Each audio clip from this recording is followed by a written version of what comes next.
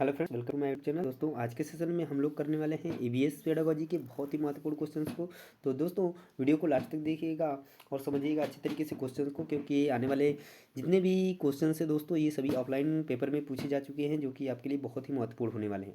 तो चलिए दोस्तों, आज का वीडियो शुरू करते हैं। जो लोग भी चैनल पर नए होंगे, चैनल को सब्सक्राइब कर लेंगे और बेल आइकन को प्रेस करना नहीं भूलेंगे, क्योंकि तभी आपका नोटिफिकेशन पहले पहुँचेगी। तो चलिए आज का पहला क्वेश्चन करते हैं दोस्तों। तो आज का पहला क्वेश्चन रहा आपकी स्क्रीन पे, ठीक है। तो क्वेश्चन क्या है कि विज्ञान के प्रतिभाशाली छात्र की क्षमताओं को बढ़ाने के लिए, ध्यान से क्वेश्चन को समझिएगा और आंसर दीजिएगा दोस्तों।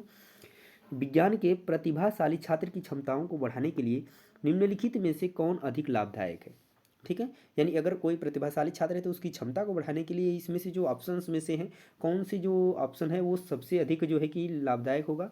तो पहला है कि कमज़ोर छात्रों की मदद के लिए उसे प्रेरित करना, या उसे जांच करने के लिए, नई परियोजनाओं में उसकी मदद करने के लिए, या उसे स्व अध्ययन के लिए निर्देश देना। क्या जो है अधिक लाभदायक हो गया उसकी क्षमता को बढ़ाने के लिए। तो यहाँ पे जो करेक्ट आंसर बनेगा दोस्तों, ऑप्शन नंबर सी बिल्कुल सही हो जाएगा, यानी कि नई परियोजनाओं में उसकी मदद करने के लिए, ठीक है।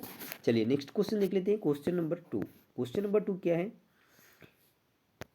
कि निम्नलिखित में से कौन सा कथन प्राथमिक स्तर पर ईवीएस पढ़ाने का उद्देश्य नहीं है। ध्यान दीजिएगा, क्वेश्चन जो है कि निगेटिव पूछा गया है, ठीक है। ये चीज़ आपको जब भी क्वेश्चन आप पढ़ेंगे तो ध्यान देंगे कि क्वेश्चन निगेटिव है या पॉजिटिव, इसके बाद ही आप आंसर टिक करने जाएंगे, अन्यथा आपसे गलती होने के ज़्यादा चांसेस होंगे, ठीक है। चलिए पहला ऑप्शन देखिए, प्राकृतिक और सामाजिक पर्यावरण के बारे में जिज्ञासा जगाना, ये उद्देश्य नहीं है। संज्ञानात्मक और मनोगतिक कौशल के विकास की ओर ले जाने वाली समन्वयशी और व्यवहारिक गतिविधियों को संलग्न करना, मूल्यांकन के लिए शब्दों और परिभाषाओं के साथ शिक्षार्थियों का नेतृत्व करना, और जीवन और पर्यावरण की चिंता के मूल्यों का आत्मसात करना। अब देखिए क्वेश्चन ध्यान से समझिएगा, निगेटिव पूछा गया है, पर बात करें प्राकृतिक और सामाजिक पर्यावरण के बारे में जिज्ञासा जगाना, ये तो उद्देश्य होता है, तो ये बात बिल्कुल सही है। संज्ञानात्मक और मनोगतिक कौशल के विकास की ओर ले जाने वाली बात की गई है, समन्वयी और व्यवहारिक गतिविधियों को संलग्न करना है, ये बात भी सही है, ठीक है। एक चीज़ यहाँ पर देखिए, मूल्यांकन, मूल्यांकन वर्ड जो है, मूल्यांकन के अगर कोई किसी भी सब्जेक्ट में अगर पूछा जाता है मूल्यांकन के लिए पढ़ाई की जा रही है, तो वहाँ भी वो चीज़ निगेटिव होता है, यानी ये मूल्यांकन जो वर्ड है ये निगेटिव वर्ड है, ध्यान दीजिएगा, ठीक है। तो यही ऑप्शन गलत होगा, ठीक है, यही ऑप्शन गलत होगा और यही ऑप्शन सही भी होगा, क्योंकि पूछा क्या उद्देश्य नहीं है, ठीक है। पूछा है कि कौन सा जो है कि गलत है, तो यही ऑप्शन आपका सी जो है गलत है, तो यही आपका करेक्ट आंसर बनेगा। तो इस तरीके से आप क्वेश्चन को क्या करेंगे, ऑप्शन में एलिमिनेट करके आप आंसर कर सकते हैं, ठीक है। चलिए नेक्स्ट क्वेश्चन देख लीजिए, क्वेश्चन नंबर 3। क्वेश्चन नंबर 3 है कि ईवीएस पाठ्यपुस्तक में रेलवे टिकट का नमूना दिखाने का विचार छात्रों को रेल किराए के बारे में बताना है, क्या उन्हें टिकट में उपयोग किए जाने वाले विभिन्न संक्षिप्त अक्षरों का ज्ञान प्रदान करना है, निर्णय लेने के लिए छात्रों के कौशल को बढ़ाना है, या वास्तविक जानकारी के साथ बातचीत करने और अवलोकन के कौशल को विकसित करने का अवसर देना है। एक चीज़ हमेशा ध्यान दीजिएगा, अवसर, जहाँ पर भी अवसर देने की बात हो जाएगी शिक्षार्थियों को, वो सबसे आपका पॉजिटिव जो है कि ऑप्शन होने वाला है। तो यहाँ पर बात की गई है, ऑप्शन नंबर डी में अवसर देने की बात की गई है। अवसर अगर आपको कहीं पर भी मिल जाए और क्वेश्चन पॉजिटिव देख लें, तो एकदम से आप आग बंद करके टिक कर सकते हैं, उस ऑप्शन की तरफ जा सकते हैं। तो यहाँ पे जो करेक्ट आंसर बनेगा दोस्तों, ऑप्शन नंबर डी बिल्कुल सही हो जाएगा। चलिए नेक्स्ट क्वेश्चन देख लेते हैं, क्वेश्चन नंबर 4। चलिए क्वेश्चन नंबर 4 है कि बीज अंकुरण की अवधारणा को सबसे अच्छे तरीके से पढ़ाया जा सकता है किस तरीके से। क्या अंकुरित बीज को कक्षा में दर्शाकर और अंकुरण की प्रक्रिया को समझाकर पढ़ाया जा सकता है अच्छे तरीके से, या बोर्ड पर ड्राइंग के माध्यम से अंकुरण चरणों को प्रस्तुत करके, या बीज बोने के लिए विभिन्न चरणों का पालन करने और उनका चित्र बनाने के लिए कहकर, या बीज अंकुरण की तस्वीरें दिखाकर। क्या जो है अच्छे तरीके से हो जाएगा। यहाँ पे जो करेक्ट आंसर बनेगा दोस्तों, बीज बोने के लिए और विभिन्न चरणों का पालन करने, यानी आपको बीज बोना है, उसके विभिन्न चरणों का पालन करना है और उनको चित्र बना करके क्या करना है, कहना है। तो इस तरीके से अच्छे तरीके से पढ़ाया जा सकता है। तो सबसे अच्छे जो तरीके से पढ़ाया जा सकता है, ऑप्शन नंबर सी जो है इस क्वेश्चन का करेक्ट होने वाला है। चलिए नेक्स्ट क्वेश्चन देख लीजिए, क्वेश्चन नंबर 5। क्वेश्चन नंबर 5 है कि निम्नलिखित में से कौन सा ईवीएस पाठ्यपुस्तक में पहेली और पजल को शामिल करने का उद्देश्य नहीं है। ध्यान दीजिएगा, क्वेश्चन निगेटिव है, ठीक है। आपको देखना है कि कौन ऑप्शन गलत है।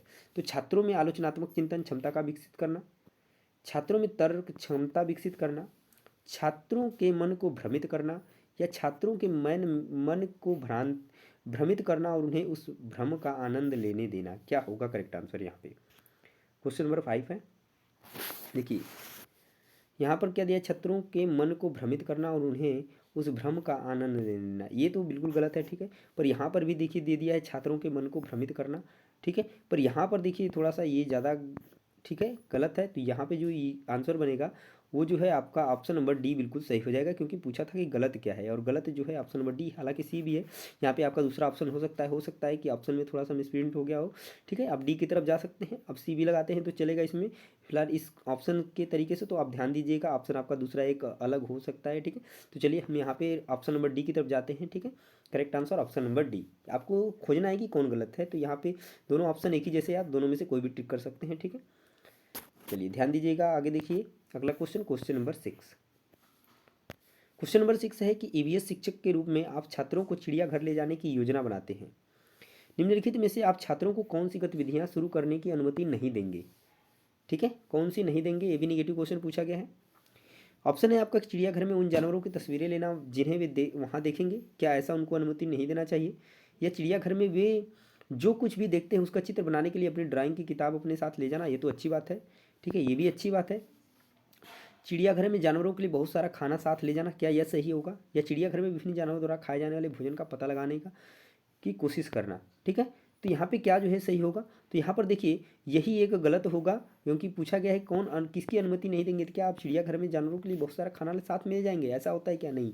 तो यही भी जो ऑप्शन है वो सही हो जाएगा, क्योंकि ये गलत है। खाना उन सभी जानवरों के लिए नहीं ले जाने की अनुमति देंगे, किसको, छात्रों को। ठीक है, बाकी जो ऑप्शन है वो बिल्कुल सही है, उसको आप कर सकते हैं। ठीक है, आगे देखिए अगला क्वेश्चन, क्वेश्चन नंबर 7।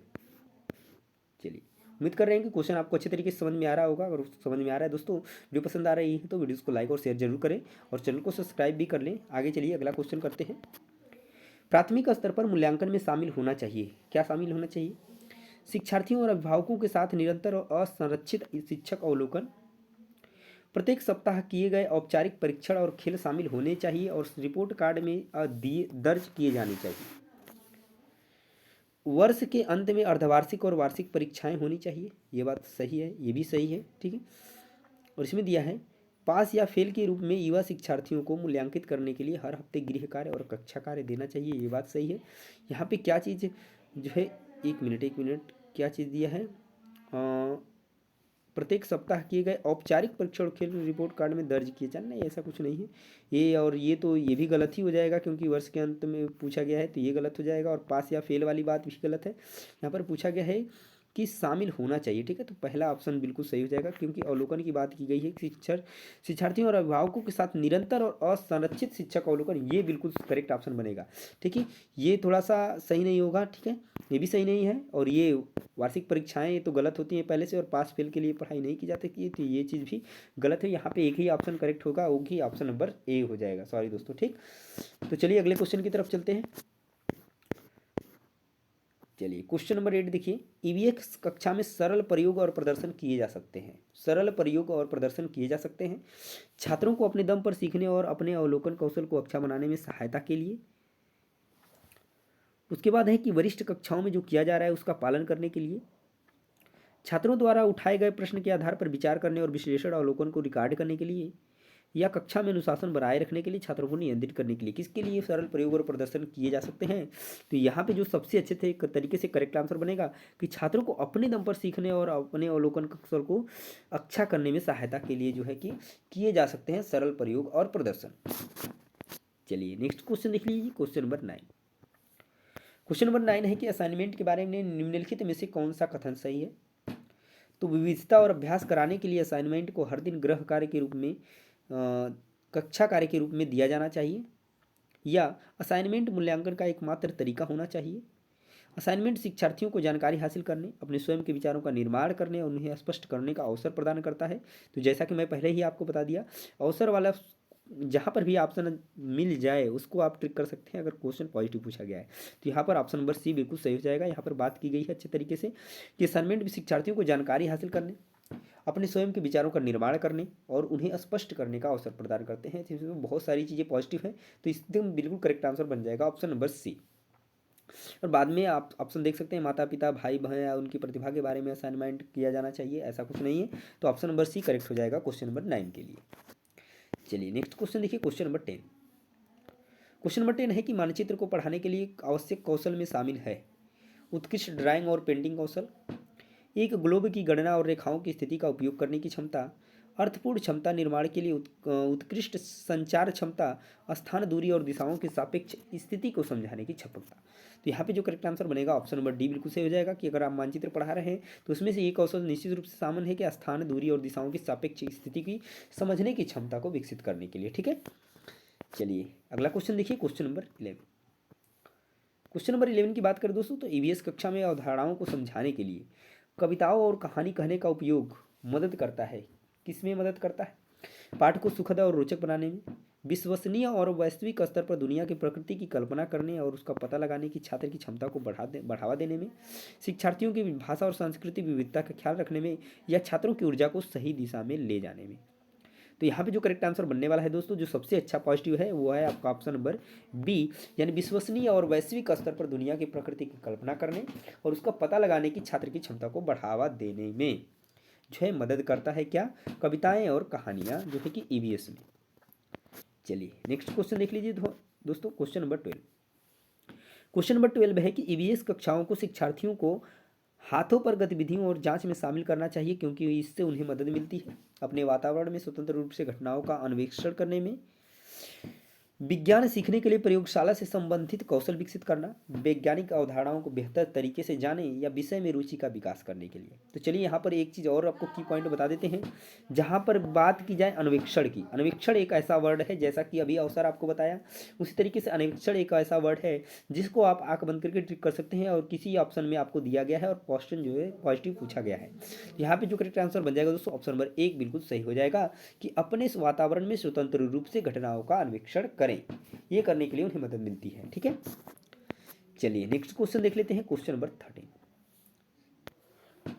चलिए 13 क्वेश्चन देखिए दोस्तों। एक शिक्षिका अपने छात्रों को सरीसृप के बारे में पढ़ाते हुए वह कई उदाहरण देकर पाठ शुरू करती है और छात्रों से उन विशेषताओं को खोजने के लिए कहती है जो उनके पास थी वह उपयोग कर रहा है। तो ये कैसा दृष्टिकोण है? क्या प्रेरक दृष्टिकोण है, डिडक्टिव अप्रोच है, इंडक्टिव डिडक्टिव अप्रोच है, डिडक्टिव इंडक्टिव अप्रोच है? तो यहाँ पे जो करेक्ट आंसर बनेगा दोस्तों ऑप्शन नंबर ए बिल्कुल सही है कि प्रेरक दृष्टिकोण यहाँ पे उपयोग किया जा रहा है। ठीक है, तो यहाँ पे जो करेक्ट आंसर बनेगा ऑप्शन नंबर ए बिल्कुल सही हो जाएगा दोस्तों। ठीक है, चलिए नेक्स्ट क्वेश्चन देखते हैं, क्वेश्चन नंबर 14। क्वेश्चन नंबर 14 है कक्षा 5 के छात्रों के लिए एक शिक्षक जानवरों के बोझ पर एक कक्षा ले रहा है। चर्चा करने से पहले वह एक वीडियो दिखाती है जहां एक गधा सामान से भरा हुआ है और गधा चलते चलते लंगड़ा कर चलता है। शिक्षक अपने छात्रों के साथ चर्चा करने की कोशिश कर रहा है किस चीज़ के बारे में? गधे की उपयोगिता के बारे में, गधे का उपयोग परिवहन के लिए किया जा सकता है इसके बारे में, या पशुओं का अधिभार और शोषण के लिए। तो यहाँ पर बात किया जा रहा है वह यानी कि वो किसके ऊपर चर्चा करना चाह रहा है? तो दोनों के बारे में, किसके? ए और बी के दोनों के बारे में कि गधे की उपयोगिता क्या है और गधे का उपयोग हम परिवहन के लिए कर सकते हैं। इन दोनों चीज़ों पर वो चर्चा करना चाह रहा है कौन? शिक्षक। तो यहाँ पर जो करेक्ट आंसर बनेगा दोस्तों ऑप्शन नंबर डी बिल्कुल करेक्ट हो जाएगा। चलिए अगला क्वेश्चन देखते हैं, क्वेश्चन नंबर 15। क्वेश्चन नंबर 15 है कि एवीएस के पीछे का विचारधारा अरबिंदो और गांधी जैसे शैक्षिक विचारकों के दर्शन के साथ मेल खाती है, जैसे कि ईवीएस बच्चों की समस्या सुलझाने की क्षमता विकसित करना, बच्चों का समग्र विकास, बच्चों में सामाजिक क्षमताओं का विकास करना और बाकी ये सभी। तो यहाँ पे जो करेक्ट आंसर है ऑप्शन नंबर डी बिल्कुल सही हो जाएगा क्योंकि सारी चीज़ें बिल्कुल सही हैं। ठीक है, तो यहाँ पे जो करेक्ट आंसर बनेगा दोस्तों 15 के लिए वो 15 ऑप्शन नंबर जो है डी जो है करेक्ट आंसर हो जाएगा। ठीक है, चलिए अगला देखिए, क्वेश्चन नंबर 16। क्वेश्चन नंबर 16 है ईवीएस वर्ग के लिए बच्चों के प्रश्न महत्वपूर्ण हैं क्योंकि वे संकेतक हैं। किसके हैं? बच्चों को क्या नहीं पता है, बच्चे क्या जानना चाहते थे, वह यह स्वीकार करता है कि शिक्षक समझाने में सक्षम नहीं था, या बच्चे की याद करने की क्षमता। यहाँ पे क्या लिखा है? ईवीएस के वर्ग के लिए बच्चों के प्रश्न महत्वपूर्ण है क्योंकि वे एक संकेतक हैं। किसके संकेतक हैं जो प्रश्न है ये आपको बताना है। तो यहाँ पे ये संकेतक है कि बच्चे क्या जानना चाहते थे, बच्चे क्या जानने चाहते थे। यहाँ पे करेक्ट आंसर बन जाएगा ऑप्शन नंबर बी। चलिए अगला क्वेश्चन देखिए, क्वेश्चन नंबर 17। क्वेश्चन नंबर 17 है कि ईवीएस में स्टोरी टेलिंग एक प्रभावी शिक्षण रणनीति है। वह यह सीखने वालों को सुनने की क्षमता विकसित करने में मदद करता है, यह दूसरे के संदर्भ में स्थिति की कल्पना करने में क्षमता विकसित करता है, या इससे शिक्षार्थियों में कहानी लेखन की क्षमता विकसित होती है, यह पाठ को बहुत रोचक बनाता है। यानी जो स्टोरी टेलिंग एक प्रभावी शिक्षण रणनीति है जो किसी चीज़ में मदद करती है, ये आपको बताना है। तो यहाँ पे जो करेक्ट आंसर बनेगा दोस्तों ऑप्शन नंबर बी हो जाएगा कि यह दूसरे के संदर्भ से स्थिति की कल्पना करने की क्षमता जो है कि विकसित करता है। कौन? स्टोरी टेलिंग, यानी कि प्रभावी शिक्षण विधि है एक स्टोरी टेलिंग। चलिए अगला देखिए क्वेश्चन नंबर 18। क्वेश्चन नंबर 18 है कि एक प्राथमिक शिक्षक बच्चों के साथ ईवीएस कक्षा में विभिन्न फसल त्योहारों पर चर्चा कर रहे हैं, यह उनकी मदद करेगा। अगर त्यौहार के बारे में चर्चा किया जा रहा है तो क्या किस चीज़ के बारे में मदद करेगा? क्या इन त्योहारों के बारे में जानना, हमारे देश में कटाई की प्रक्रिया के संबंध में मौजूद विविधता को समझना, या उनके अनुभवों को अर्थ प्रदान करके, या ऑप्शन नंबर डी ए और बी दोनों। यहाँ पे करेक्ट आंसर क्या बनेगा? तो यहाँ पे जो करेक्ट आंसर बन जाएगा ऑप्शन नंबर डी बिल्कुल सही हो जाएगा, क्योंकि इन त्योहारों के बारे में जानेंगे और हमारे देश में कटाई की प्रक्रिया के संबंध में मौजूद विविधता को समझेंगे। क्योंकि यहाँ पर बात की गई है फसल त्योहारों की, क्योंकि फसल त्योहारों की बात की गई है, इस वजह से यहाँ पर कटाई के प्रक्रिया के संबंध में मौजूद विविधता को समझना चाहिए, क्योंकि फसल पूरी होने के बाद ही त्यौहार जो है कि ये सब मनाए जाते हैं, जो फसल त्यौहार होते हैं। तो इस वजह से जो है इस क्वेश्चन का जो करेक्ट ऑप्शन बनेगा दोस्तों ऑप्शन नंबर डी करेक्ट हो जाएगा। चलिए नेक्स्ट क्वेश्चन देख लीजिए, क्वेश्चन नंबर 19। क्वेश्चन नंबर 19 है कि विज्ञान ज्ञान का एक गतिशील शरीर है। विज्ञान ज्ञान का एक गतिशील शरीर है, इसमें वैज्ञानिक प्रक्रिया शामिल है, यह समय के साथ बदलता रहता है, इसमें रचनात्मक लोग शामिल हैं, इसका विस्तार होता रहता है। यहाँ पे करेक्ट आंसर क्या बनेगा? तो यह समय के साथ बदलता रहता है, यहाँ पे करेक्ट आंसर बनेगा ऑप्शन नंबर बी। चलिए अगला क्वेश्चन देखिए, क्वेश्चन नंबर 20 और आज के सेशन का दोस्तों लास्ट क्वेश्चन। तो दोस्तों वीडियो आपको कैसी लगी कमेंट में जरूर बताइएगा, और चैनल पर नए होंगे चैनल को सब्सक्राइब करिएगा, क्योंकि ऐसे आने वाले इस दिनों में लगातार आपको दिन में 2 से 4 वीडियोस मिलने वाली हैं, हर सब्जेक्ट की अलग अलग मिलने वाली है। ठीक है, तो चैनल को सब्सक्राइब करना नहीं भूलिएगा, बेल आइकन को प्रेस करना भी नहीं भूलिएगा, क्योंकि पूरे के पूरे प्रीवियस ईयर क्वेश्चन इस चैनल पर आपको देखने को मिलेंगे, और साथ में अलग से मॉक टेस्ट और प्रैक्टिस सेट भी कराए जाएंगे, और लास्ट में आपको मैराथन की क्लासेस भी देखने को मिलने वाली हैं। तो चलिए इस क्वेश्चन का आंसर बताइए कि विज्ञान में व्यवहारिक कार्य में छात्र शामिल हैं, केवल प्रयोगशाला केवल काम करती है, दोनों सामग्री और अप्रत्यक्ष अनुभवों से जुड़ना, या हाथों के अनुभव ही। तो क्या शामिल है व्यवहारिक कार्य में? यहाँ पे जो करेक्ट आंसर बनेगा दोस्तों ऑप्शन नंबर सी हो जाएगा कि दोनों सामग्री और अप्रत्यक्ष अनुभवों से जुड़ना। तो इस क्वेश्चन का correct option option number C. तो दोस्तों वीडियो आपको कैसी लगी कमेंट में जरूर बताइएगा, मिलते हैं नेक्स्ट वीडियो में, तब तक के लिए जय हिंद, वंदे मातरम।